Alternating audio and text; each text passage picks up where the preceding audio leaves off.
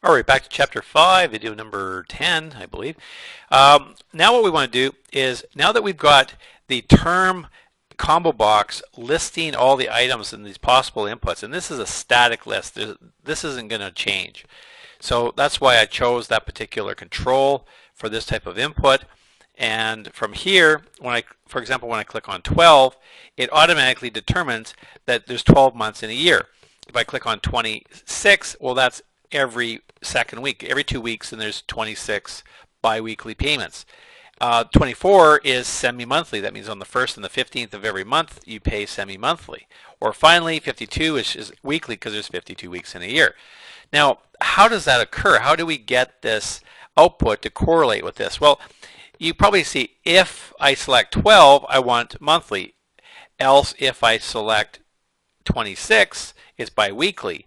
Else if, and else if. Or we could just do if, which is a poor way of coding. Or finally, we could do a select case.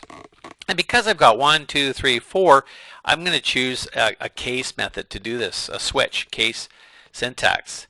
Because I've got numbers and I've got 4 options, so that's the one I'm going to use.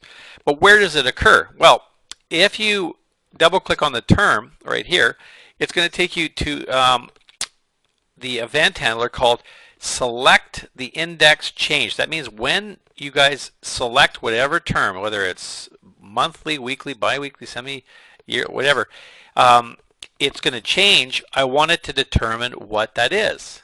So based on what I selected, I want it to correspond with its appropriate value. Now to do that, I'm simply going to say, let's take whatever was in the combo box term, and in my case, if I selected, let's say 12, which is the first one, that's monthly, I'm going to parse it into an integer, and then the term becomes 12.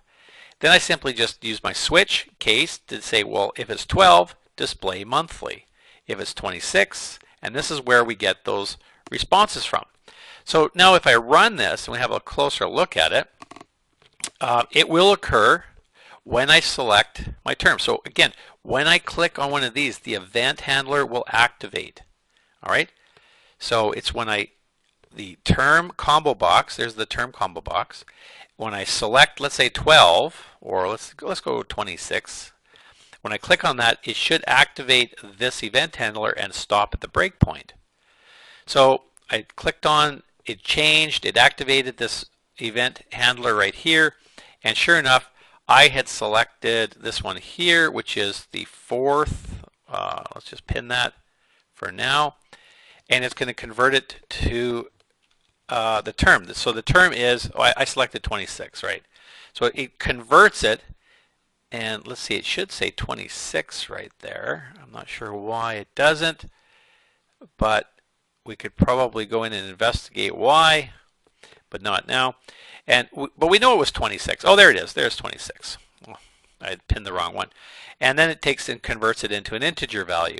And now that we have an integer value of term being 26, we can now flip the correct switch. In the case it was 12, don't flip it. In case it was 26, it was flipped. It becomes bi-weekly.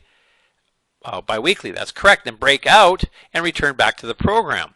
So it should display that it's bi-weekly. And there it is right there, bi-weekly. So this little functionality right here within this program is simply just taking an event handler right here that when this changes, activate, take the selection, so 12, and display the proper output that's required. All right, so I hope that helps explain how this little functionality works right here, and then we'll move into the last part, which is cleaning all this up.